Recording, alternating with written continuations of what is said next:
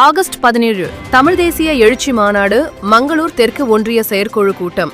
கடலூர் மாவட்டம் மங்களூர் தெற்கு ஒன்றியத்தில் ஆகஸ்ட் 17 நடைபெறவுள்ள தமிழ் தேசிய எழுச்சி மாநாடு எழுச்சி தமிழர் தொல் திருமாவளவன் பிறந்தநாள் விழா தொடர்பான செயற்குழு கூட்டம் ஒன்றிய செயலாளர் பனை சத்தியராச தலைமையில் நடைபெற்றது. மங்களூர் தெற்கு ஒன்றிய பொருளாளர் சிவகுமார் அனைவரையும் வரவேற்றார்.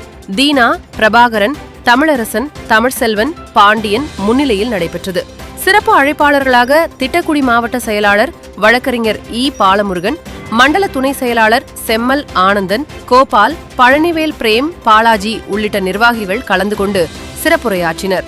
கூட்டத்தில் மாநாட்டை சிறப்பாக நடத்துவது தொடர்பாக 7 முக்கிய கோரிக்கைகள் குறித்து ஒன்றிய செயலாளர் சத்தியராசு வாசித்தார். மேலும் தலைவர் பிறந்தநாளை காலை சிறப்பாக கொண்டாடுவது, ஆகஸ்ட் 17 தேதி மாநாட்டிற்கு மங்களூர் தெற்கு ஒன்றிய கிளைகளிலிருந்து 2 அல்லது 3 வாகனங்கள் மூலம் 100க்கும் மேற்பட்டோரை அழைத்துச் சென்று மாநாட்டை சிறப்பிப்பது உள்ளிட்ட நிறைவேற்றப்பட்டன.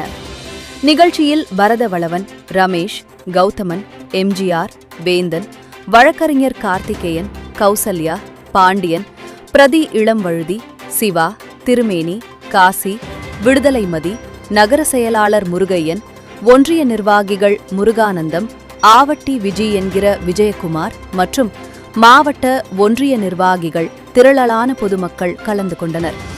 இறுதியாக ராஜசேகர் நன்றி கூறினார்.